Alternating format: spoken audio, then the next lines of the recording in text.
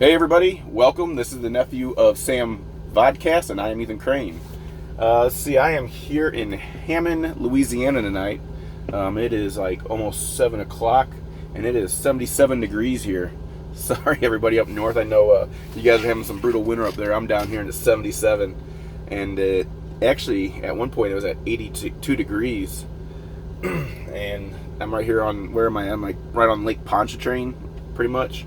Right across from New Orleans, and it's nice down here. I like it down here. There's a Louisiana Cajun style restaurant right here in the parking lot, and they have these things called Bowden balls. Have you ever had Bowden balls before? That's the first time I've ever heard of them. A lot of you guys probably never heard of them either, but they were great, really good. It's not something off an animal or a pig or something. I think it did have some sausage in it, but it had some rice. It was like a deep fried, battered rice and pork ball type thing. It was really good, and they also had some crackling that was freshly made in there, and they had these big old fat hunks of pork belly, and it was great. It was really good. I never had a crackling like that before. Let's see here. It's been a crazy week. Last few weeks have been crazy. It's been a while since I made one of these. I've been kind of nervous, and it gives me anxiety, I guess. So I just need to get over it and keep on doing these things, because as much as I don't want to do these things, I think I want to do them more than I don't want to do them. So I want to keep on trying to do these things. It's been a crazy week in politics. Last 2 weeks, we had the impeachment trial ended. We had a lot of things that are said and keeps on being said and back and forth, and different politicians doing and saying different things about each other. We had the Iowa caucus, and that was a whole thing. That was a whole crap show. And we had the New Hampshire primaries. We got to see some politicians that we didn't think were going to do so well do really great, and we saw some that we thought were going to be doing really well not do so great, and that makes me happy. I like that. But anyways, and so this is going to be a first vodcast where I do talk about politics. We're going to talk about politics today, and you're going to get a lot of this in the vodcast, because I sit around and listen to other people's podcasts and listen to the news, and it's pretty much what I do in this truck. And just going from stop to stop, listening to different people's opinions on things. So you get a lot of time to think, and I get a lot of thoughts. So I'm going to kind of go through a lot of my thoughts that I had. I have this one written down and ready to go for a while now. But here goes. Today I'm going to tell you about who I think you should vote for. The future of our country depends on it, on who we vote for this election. This is an important election, it seems like. At least we're all really serious. People are getting really serious about it. But it's important.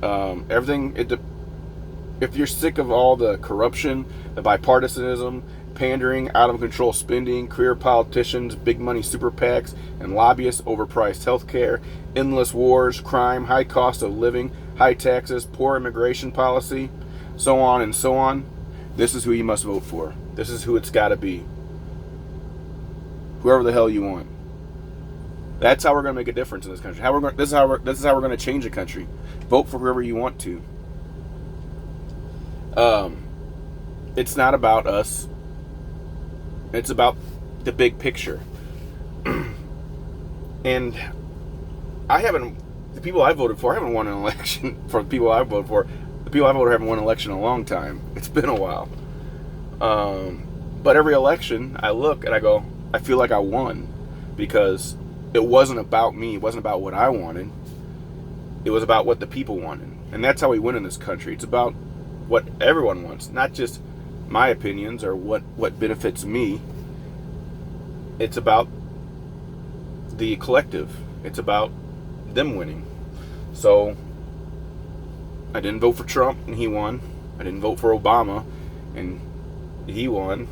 And I was so excited when Obama won, just to see the first black president. I thought that was pretty exciting, even though it wasn't who I voted for. A lot of my friends were happy. But that's what we got to do. You want to make a difference, we got to we got to think for ourselves. Marcus Aurelius says, you remember Marcus Aurelius from what's the movie Gladiator? He was the wise Roman emperor. Marcus Aurelius is considered one of the greatest Roman emperors of them all. He might be the greatest. He's a really smart guy. He gets quoted a lot. But his son, Commodus, was one of the worst. And we saw that his character was played by Joaquin Phoenix. Did a great job. But anyways, so I get a drink. Marcus Aurelius says, "It never ceases to amaze me. We all love ourselves more than other people, but care more about their opinions, than our own." So what am I getting out of that? Why did I bring that one up?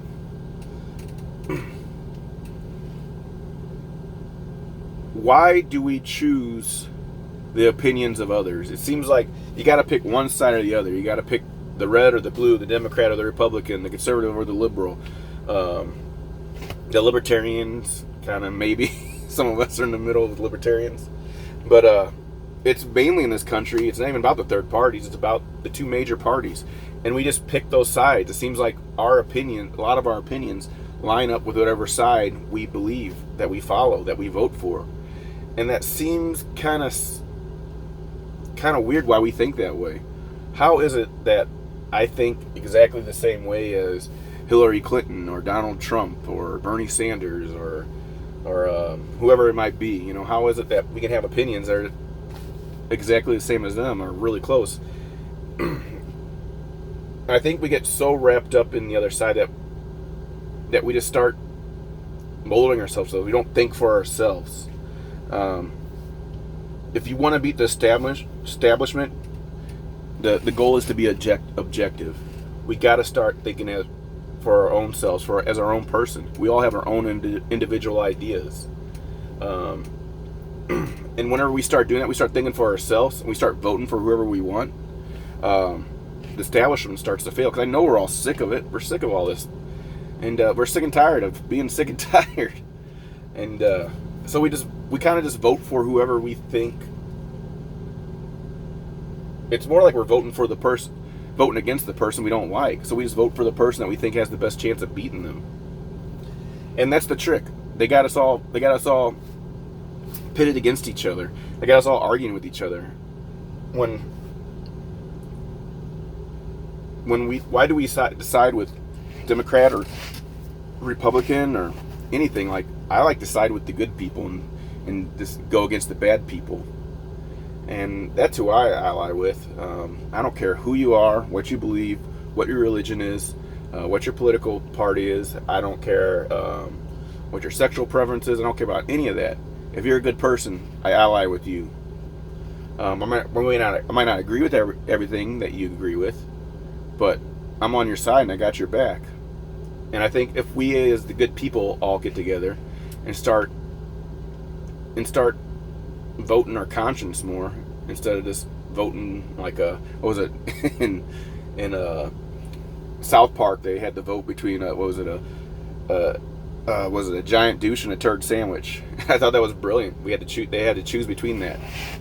And why give your vote to that? Why vote for one? We talk about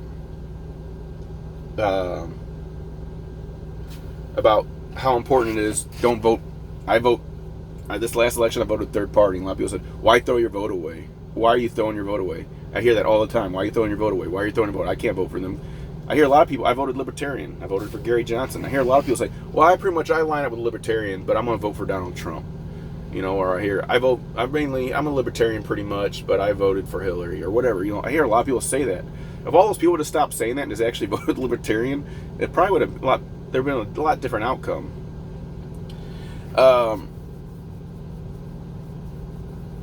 So what happens is they say we're throwing our vote away by voting third party. You're not throwing your vote away. You're throwing your vote away by voting for the person that you don't dislike as much as you dislike the other person. we're just we're voting against someone more than we're voting for someone. And so you are throwing your vote away. You're voting for someone that really doesn't represent you. A lot of saying, well, I'll vote for him or her because, it's better than the alternative. That's throwing your vote away. Vote for whoever you think you should vote for. If you think you should vote third party, vote third party. You think you don't want to vote at all? They got to earn your vote? Make them earn your vote.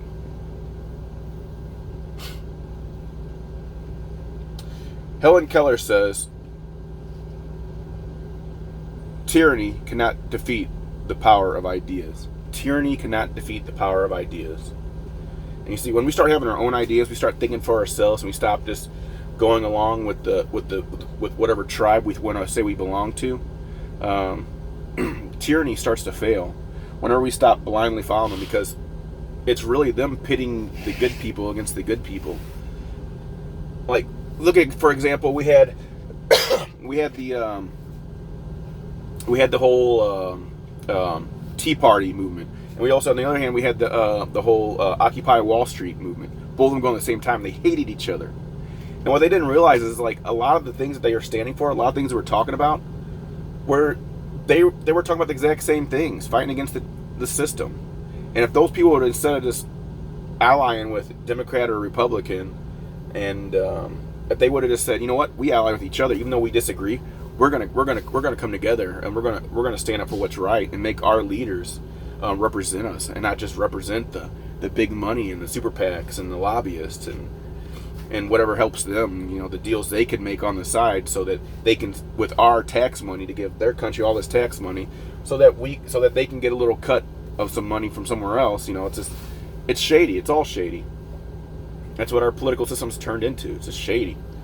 And there's a few people out there, I think, that aren't. Maybe we'll talk about that in here in a little bit. But make them earn your vote. Don't just vote D or R. Maybe this election you might vote differently than you voted last election. You might vote for Democrat this election, vote Republican the other election. Just vote. I say vote for good people. Who you think is the good person, vote for them. If that's a third party, vote for them. So I was listening to the news today. I couldn't remember which one it was, but they were talking about who was it? Michelle Caruso Cabrera. She's Cuban, and she is challenging AOC for her seat. And she is this daughter of Cuban immigrants, and she is more of a progressive Democrat who doesn't believe in socialism. I think it's a bad idea because her family comes from a country that was destroyed by socialism. But anyways, one of the people said something on the lines, I can't remember, I tried to find it, I couldn't find it. But they said on the lines, because she was mad because this was a really smart, intelligent woman that was challenging another successful Democrat. And it was Democrat challenging another Democrat to their spot. And she said something like, Democrats, you need to get with the game. It's about the Democratic Party winning. Something along those lines.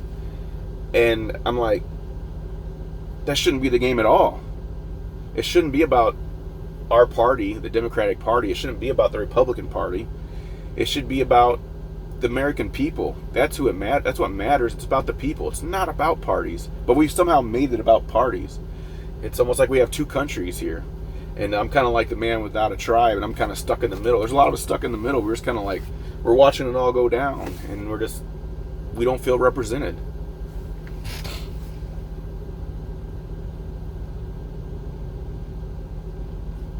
These are some things that I look for when I'm voting for a candidate. I'm not looking at the D or the R. This last election, like I said, I voted Libertarian. I don't know. Gary Johnson was all right. I liked him better than the others. I didn't like Hillary Clinton because she was the establishment. Donald Trump said a lot of crazy stuff, and I didn't trust him. But so I voted for Gary Johnson. Anyways, one thing we always look at is policy. Okay, policy is always important. What do they believe in? What do they stand for? That's one thing. Donald Trump did have some policies I did like, and I think in the long run, looking back at it, he wasn't as bad as I thought he was going to be. So I give him that. The thing about Donald Trump is, yeah, he kind of did some good things that I like. He did some bad things I don't like. He actually said a lot. The things he says a lot worse than I think the things that he did. But anyways, policy. Policy is important. So we want to look at policy, but we all have that. That's one thing we all look at, is what policies they can do. How about if they're genuine? Thomas Jefferson so eloquently stated that honesty is the first chapter of the book of wisdom. Honesty. Are they genuine? Are these people real? Are they authentic? Do they seem like they're actually being themselves? I think it's very important. He said this is the first chapter in the book of wisdom. And I think that's very important. I remember when I was a correctional officer, one of the first things I learned, we go through the academy, and we learn from these people. A lot of these guys are like drill instructor people. And I said, this is how I do it. This is how I handle these people. When they're acting this way, I do this, and I tell them this, and you don't give them an inch, and all this stuff. And they had all these different things, and you got to stand up straight and walk around with authority, and that's what I started doing. And I was horrible at being a correctional officer. They were walking all over me. It was bad. It wasn't good. And so had some bad days being a correctional officer, and I said, you know what? I'm just going to go in there. I'm going to be myself. And I went in there, and I was respectful. I treated them with dignity. I talked to them about things, asked them how their life's going. I encouraged people. I still held people accountable for their actions. I had to run a unit. I had to keep it safe for those guys that are in there. Most part, a lot of those guys just wanted a safe unit to live in. And so I started being myself, and you know what? Things got a lot easier. I became a really good correctional officer. I really learned how to control a unit, make sure I wasn't too soft where they just run all over me, and I wasn't too hard where all of a sudden they start rebelling or fighting or feeling uncomfortable. I just wanted to keep a nice, easy unit. At the end of the day, I didn't write no reports. There was no fights, no violence, just nice and easy. Not too hard, not too soft. Pretty much what you got to do. And it started going really well for me. I started just being myself. That's an important thing in anything that we do, is be yourself. That's the most important thing. Now, it's also good to be a better version of yourself, to always be improving. Don't just say, well, that's who I am, that's what I do. That's a cop-out. But be yourself. It's important. So we got to find someone that's willing to be themselves. Candidates are willing to be themselves. They're a lot more brave than the others. They're afraid. A lot of these candidates are afraid to be themselves because they're afraid what people are going to say.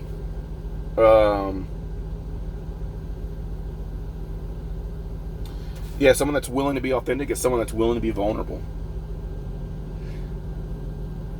So, if you see someone that's authentic, that's a person you can trust. They're being vulnerable. They're going to be themselves. They're going to admit when they mess up. They're going to admit when they screw up. And I talked about what Thomas Jefferson says. It's the first step in the book of wisdom, or first chapter. And I think pretty much all the things I said today have to do with wisdom.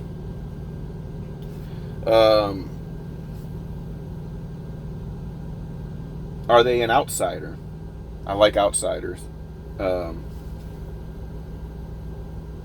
Margaret Thatcher says, if you're just set out to be liked, you'll be prepared to compromise on anything at any time and would achieve nothing. I'm going to read that again. Margaret Thatcher. If you just set out to be liked, you will be prepared to compromise on anything at any time and would achieve nothing.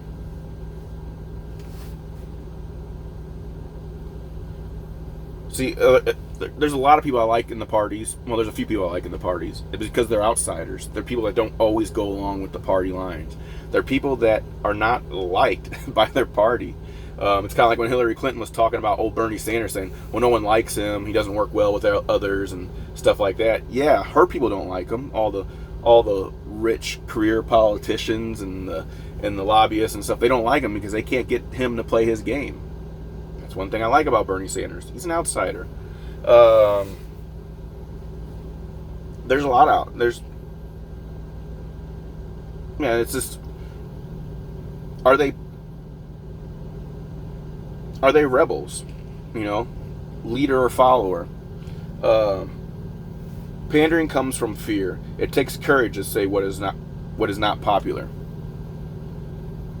a lot of these people, when they say something that's not popular, a lot of people giving Romney a hard time. He was the only Republican to vote for impeachment on Trump for abuse of power. I don't know why he did that. I don't know. He says he was voting his conscience. I don't think we should hate on someone for voting their conscience. I don't know what his motives were, but I know that couldn't have been easy. I disagree with him his vote, but that's a whole different thing for another time. I think Donald Trump did do the things they accused him of, but it's nothing impeachable. Probably more of a what do they call it? They call it a where they vote to correct someone. I can't remember what they call it. Censure. Yeah, censure. They could have voted to censure him, and I think that would have been a more appropriate response. I think the Congress and the Senate should be doing that more often, is voting for censure. I think a lot of presidents, I think we should have done it to Trump. I think we should have done it to Obama on things he's done, and George Bush and Bill Clinton, and so on all the way back. But I just didn't see anything impeachable there. That's just my opinion. I know a lot of people are going to disagree with that. But that's just kind of how I see it. Maybe we can talk about that more some other time. See, when someone's a pander, the thing is, they're not a leader. They're allowing themselves to be led by whatever they think people want them to say. So they're looking at all these polls, they're looking at what people are saying, what social media is saying, and maybe they say something and social media blows up and they come out with an apology because they see how people reacted. That's one thing about Trump. He doesn't apologize. He probably should.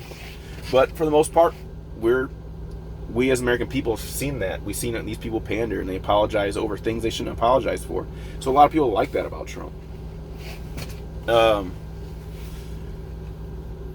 Is someone just going along with whatever the mob's telling them to go on? They're not the leader. They're the follower. They're following us. We want someone as a leader. We want someone that's going to lead us into the future. Someone's going to lead us into unity. Someone's going to lead us into peace with other countries.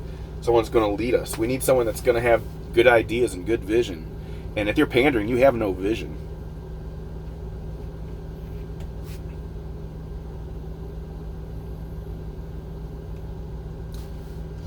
And the most important thing is integrity.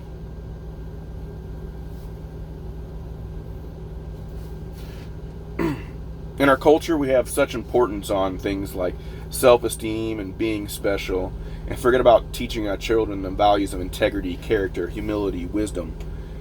And I think these are the things we need to look for in leaders. It's not about how we feel. It's about what we do. It's about the facts. How we feel about things is important, but we got to balance it out with our own knowledge and what we have here, what we have in our head, what we've learned, and how we might feel a certain way about something. But let's look into it and see if those feelings are accurate.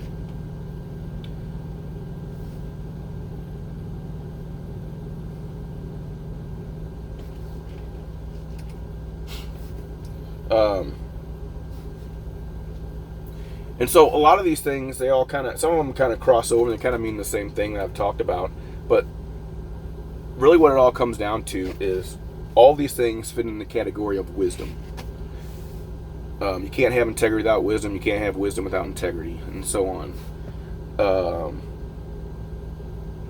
It all comes down to wisdom. We see, I think, we look at Donald Trump. He's a great example of this. I think he's an intelligent man. A lot of times they say, I think he's an idiot. He's not an idiot. He's smart. He knows what he's doing. But he has this big, giant ego that's causing problems for him. He allows his ego to get in the way of his wisdom. And I don't really see much wisdom from that guy. And that's really, if this guy, like we look at, he just won the impeachment trial. All these things are going his way. He has high poll ratings. He's polling better than he ever has. Everything's going his way. He's walking on sunshine. It's going great for him right now. Things are just working out. The Democrats are imploding, and it's going great.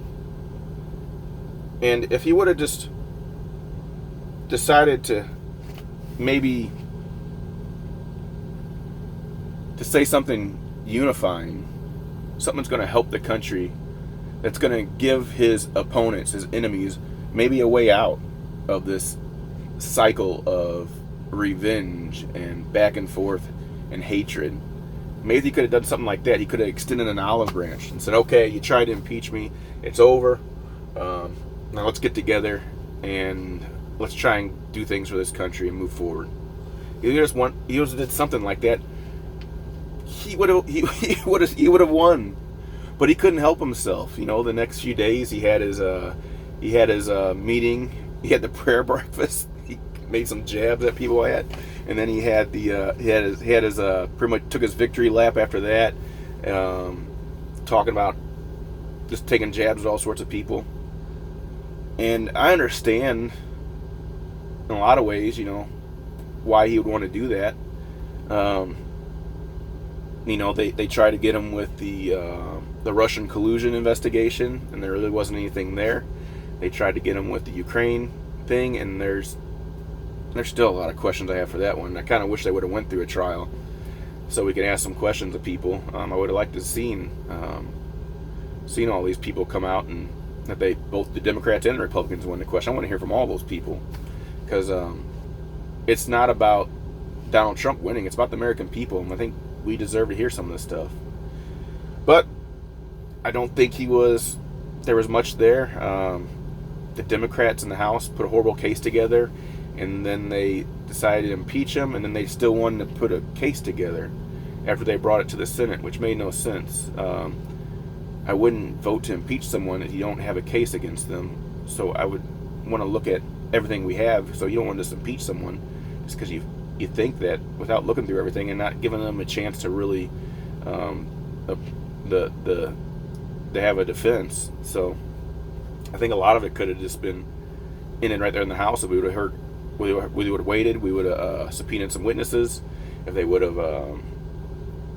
got to hear from Donald Trump and his team more, they really didn't get to let them speak. So like a lot of the stuff they're accusing of, they would just let them speak. Then, and I said, oh, well, that makes sense. I guess we're not going to impeach them. But they didn't want to hear that.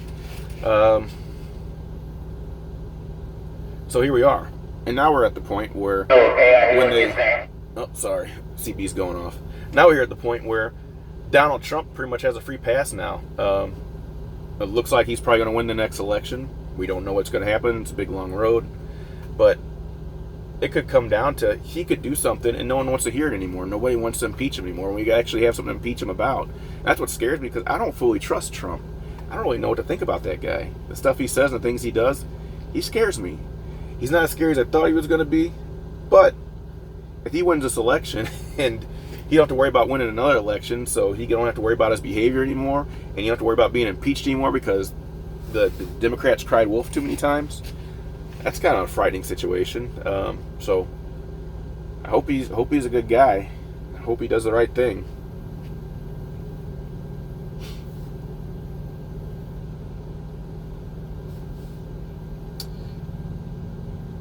And so, what do we have left? We have some people doing really well in the election, some people not doing so well.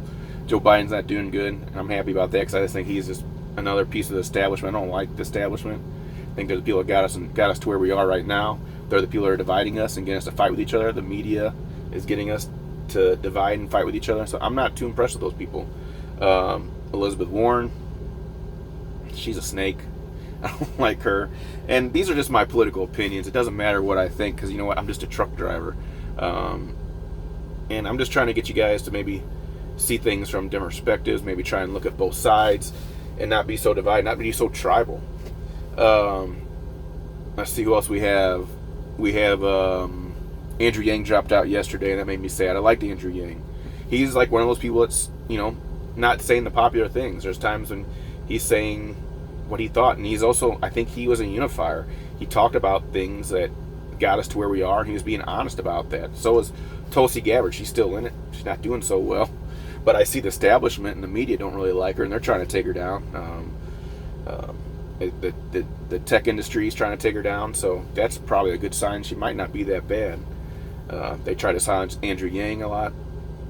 But we're seeing some people kind of rise up. Bernie Sanders, they've been trying to silence him for a long time. He's doing great. He's leading all the polls all of a sudden, and he might win it. And we'll talk about Bernie Sanders some other time. I don't want to get into that. Maybe the next time I'll talk about how I feel about who Bernie Sanders is and what we need to worry about and what we don't need to worry about Bernie Sanders. So, we have who else do we have? We have Mayor Pete Buttigieg. Good and plenty, good a booty. I can't. It's just he has a tough name. I think it's Buttigieg. He's doing good. I don't think he's too bad. I think he's a big panderer, so I'm not really too impressed with him. He has a lot of that JFK qualities about him, and it seems like he starts talking and he starts doing a Barack Obama impression. He even starts doing the voice, which is really weird. But I don't really. I mean, he's Pete Buttigieg. Who else we have? We have Amy Klobuchar. She's doing really well. She's surprising everyone. She's not that bad. She's the kind of person that kind of does her own thing, says her own thing. She's not really that flashy, so I really didn't really know much about her until just recently. So I kind of like her. She's not that bad. I'd rather see someone like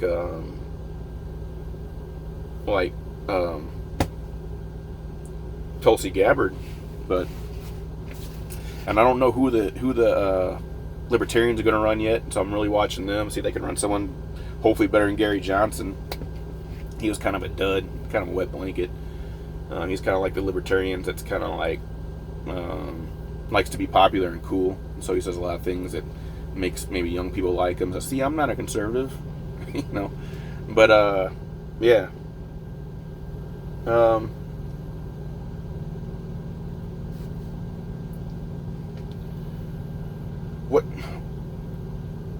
What I want to end with, let's think. Yeah, I'm going to end with this. We have to break from the idea of getting people to learn to trust the government. The government must learn to trust the people. So, thank you for watching.